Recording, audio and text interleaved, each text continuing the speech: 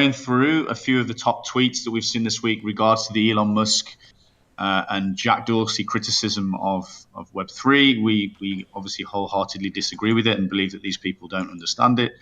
We've been speaking some time about how they don't understand it, and it just seems like word isn't getting out yet. Anyway, started off this week with a tweet from Elon Musk saying, "Has anyone seen Web3? I can't find it." You all can find that link in the HackMD that we've posted in the room. And then Jack Dorsey, Anthony Pompliano did a video about Jack Dorsey destroying Web3. And then Jack posted some memes about how Web3's filled with Silicon Valley VCs. Then he got blocked by some people from Silicon Valley. He said, I'm officially banned from Web3. Jimmy Song piped in and said, "I expect Web3 will be rebranded soon. Jack has destroyed the narrative. In 6 months, everyone at A16Z will act like it doesn't exist. The lesson is always VCs have something to sell you. They don't do anything from the goodness of their hearts." Very interesting. I believe that we have the answer to that on Hive as well. We'll discuss that in a moment. Last couple of items here. Goldman is in the Web3 camp, the Amazon of information. Goldman initiates crypto. Sees Ethereum overtaking Bitcoin. This is from Zero Hedge. And the last one that we want to discuss in this segment is Kobe. He said, "I know hundreds of normal people financially free thanks to Web3. Not VCs, not founders, just people that farmed airdrops and bought some tokens. I also know quite a few people have found a lot of financial freedom from mining Hive via their content on the Hive blockchain." So that's another element to Web3 that isn't fully understood yet. Don't know anyone that's financially free thanks to Web2 except founding teams of financiers. So I've got a feeling, Dan, that you're itching to have a few words about this. So I don't know if you want to pipe in at this point. Yeah, let's start with the Elon Musk tweet at the top. He says, "Anyone seen Web3? I can't find it." And I actually left a comment here. I said, "You're not supposed to see it. When Web3 hits critical mass, you won't even know you're using it. Most will simply do stuff they couldn't before, and account and digital asset ownership will be seen as commonplace." That's the thing that happens with new paradigms. It's always hyped to death to where the words lose meaning. Web3 has no meaning. Decentralization has no meaning to your average person because it's just been hyped to death. But the words have deep meaning to me, and they actually matter if you hold them true. And I liked what Elon said a long time ago about the most entertaining outcome would happen. Like if we're in a simulation, it's like, well, if there's going to be a simulation, like whatever created the simulation wouldn't create a boring ass simulation. That doesn't make any sense. So it's like, at least it's going to be entertaining. And if you look around the world, it's that much, right? If this was a TV show, it'd be pretty fucking, you'd want to tune in next week. And I always feel like there needs to be a counterbalance. And the counterbalance is always small, right? It's always the hero. It's always against the odds. It's always, right, like that person doesn't have a chance. But it's always there in life. No matter where you look, the most horrible things happened, but then humanity persevered. They got through, and there was a light at the end of the tunnel. And that's always played out throughout history. And we're here, right? That proves it. If it didn't, no one would exist. So humanity's here. We're still fighting. And I feel like another paradigm is happening where there is that counterbalance. And it seems as though it's Web3 centralization is inevitable and it's unstoppable. And these attacks are ignorant. I don't know if they're malicious or not. I don't think Elon's malicious. I think he's just it's tough with him. He's kind of he's kind of seems like a carefree Dogecoin whatever. He might actually be ignorant. There's a lot of conflicts of interest with him. Yeah, I think Jack is more of the one that, because he's actually building a product with OpenSea. Like he left Twitter, he's actually building it. So he actually has incentive to try to diss everything else, so he can rein in the quote unquote decentralized Bitcoin platform that never actually touches the layer 1 of Bitcoin. It'll be a centralized layer 2 app that he remonetizes in some way. But yeah, it's interesting. What I do love is people are waking up and the topic, because there's you can't sweep this under the rug, right? It's either centralized and censorship resistant or it's not. When the regulators pick up your little chain and they start poking at it and prodding it and kicking it around, if there's a weak spot and it cracks, it's an egg. It's either a solid ball made of steel or it's an egg. There's a lot of eggs out there, and they may look similar from a distance, but as the hands-on approach that we're already feeling, right? you're going to need KYC to move on some of these chains that you think are decentralized, or the validators won't accept it. And this gets into something deeper, but I'll there's a lot of this to talk about. So. We've only got 3 hours or so, Dan. Careful. Yeah, I mean, for me, there's something deeper going on here. I don't think these guys are that stupid. I think part of it comes from the Web 2 world. They're still thinking from Web 2 point of view. They've now slowly but surely come to realize that venture capital is not what creates Web 3. Hive has solved this issue because it has the ability to self-fund and self-finance and print its own money with strict monetary policies that give it credibility and distribute value to various value creators and projects on the chain in the hope that those projects are going to create and lock in more value than the initial funding that they're provided by the chain. So there are no VCs in the Hive ecosystem. There are no centralized entity providing funding or ownership of the Hive blockchain. It's owned by the community. It is distributed. It's been distributing for about 6 years now, and it just answers all of the questions that these guys had. I don't put myself in the category of a guy who could debate a guy like Jack Dorsey on the technicals of Twitter, but I definitely think that we would win. Any of us in this room would be able to sit down on a live stream with that guy and beat his ass hands down on why his theories and ideas about what he's saying about Web 2 are misguided, and how Web 3 should actually look, and how it is actually operating in practice on Hive. It does meet the standards and the ideologies of what Web 3 is supposed to be. So these guys coming out now after all this time, where they've been a little bit on the ropes and on the fence as to what they think about Web 3, now finally starting to really have what seems to be an active campaign to tarnish the name of Web 3 before it reaches its ultimate goal is very interesting to me. And it feels a little, I mean, we know, Dan, we were contacted by OpenSea back in January and we had a call with them. Sorry, not OpenSea, Blue Sky, sorry, Jack's so-called Twitter protocol. And we were contacted by them in January. They wanted to know about how DPoS worked and what Hive was. We spoke to them. We were very open with them. We hoped to get more information from them, but they just stopped. They didn't contact us again. And then at that point, you start to realize certain things are getting shadow banned on Twitter. You start to realize these guys are working on their project. And it's almost as though Jack wants to come out with the answer himself. He wants to tarnish all the rest of Web3.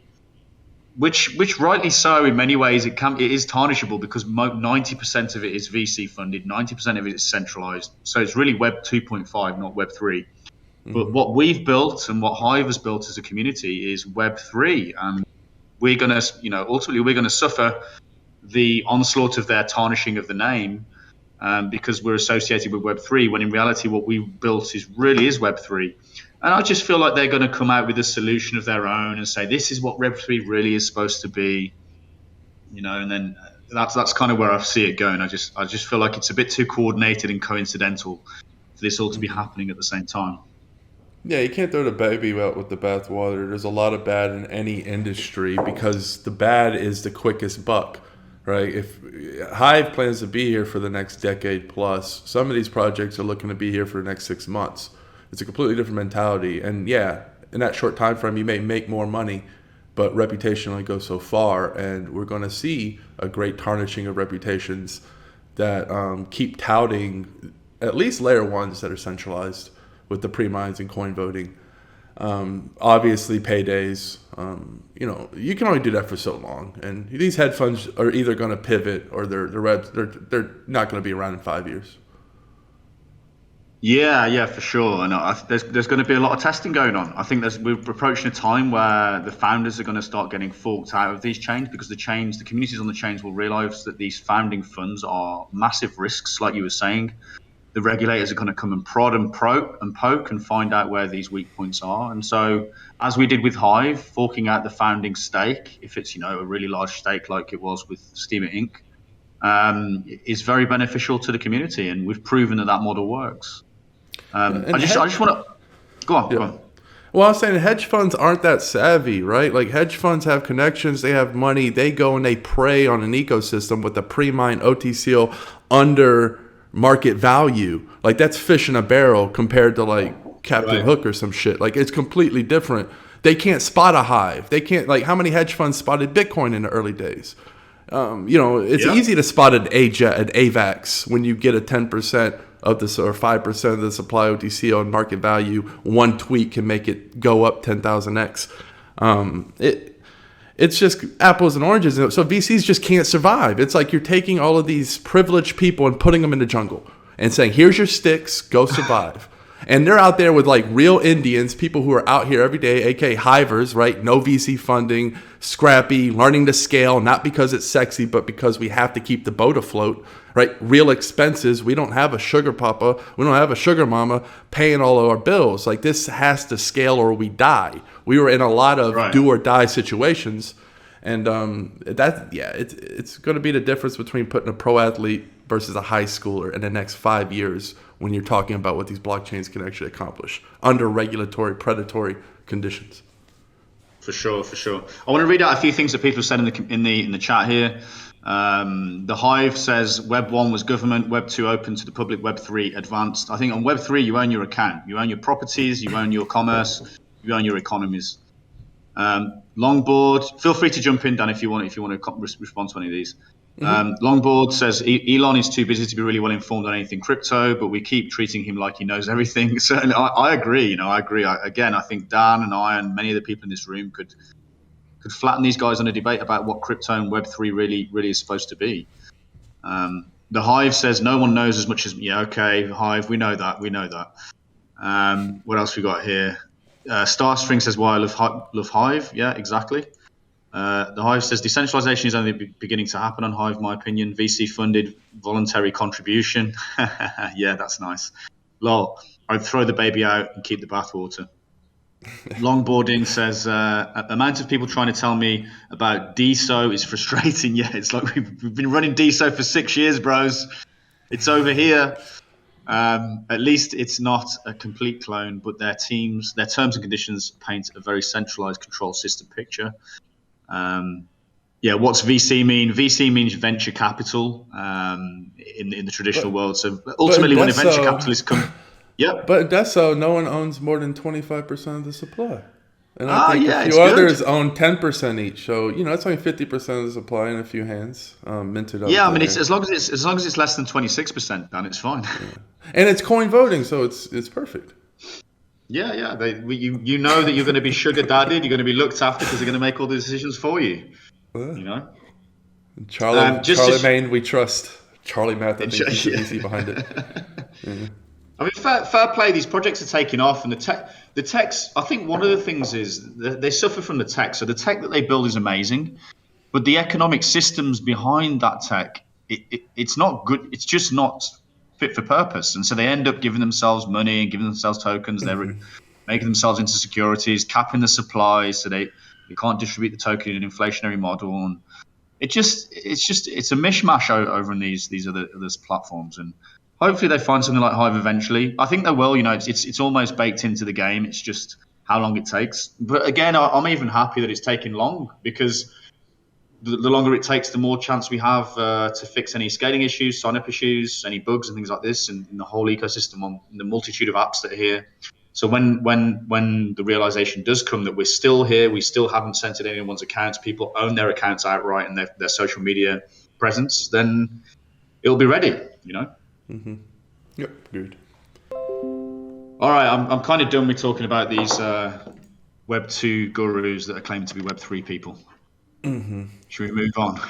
Let's move on to the next. Briefly. Yeah, go on the Hive. Well, I want you to do the talking. Could you give a bit more explanation about Web3? Because I really don't have a clue. I went to the metaverse thing, and all I got from the metaverse was it's going to be a big 3D world type of thing, and everybody will interact with each other with the avatars and stuff like that. Right. I know there's going to be plenty of people that just aren't into that. They would rather sit and type in a chat room. I mean, to me, man, you've been on Web3 using Steam for the last 6 years. Web3 is the ownership of the accounts out on a decentralized layer outside of the platforms where the platforms can't take that away from you. That's what Web3 means to me. The regards to this like 3D stuff and the metaverse, it's not really my ideal scenario either. I mean, the technology is coming. People are building metaverses. There'll be metaverses on Hive for sure. I know Deluxe is already building one. But that's part of Web3. That's an offspin of Web3. Web3 to me is the ownership of your account on a distributed layer that isn't owned by any VC, any centralized entity. So no one can take that account off you. And that's what we've been doing here on Steam and Hive for the last 6 years. And value gets distributed. You own your shit. You own everything you do. You grow. You create social proof for yourself. And this is what Web3 is about. No one can take that off you. That's the paradigm shift. That fundamentally is the paradigm shift, because when you start to realize that your account is now on a decentralized layer that no one can touch, it flips the whole game upside down. And this is what Jack Dorsey and Elon Musk and the likes just haven't realized yet. They're still playing around with what Web3 is. They still think they can do it with venture capitalism. How can you have a truly distributed layer if you've got a venture capitalist that owns 5% of your token? You can't do it. You can't have a decentralized layer that's not regulatable then at that point. Whereas with Hive, we kicked out the venture capitalists years ago, and now we have a truly decentralized layer that people own their accounts on that can't be regulated. And so that's true Web3. That is true ownership, Mm-hmm. Yeah, well, there's a distribution take there where we have such a distribution. If a VC was to try to buy up a large supply, it would cause the already hodlers to start buying more. Because I don't know if you've noticed, when Hive pumps, people talk about buying more.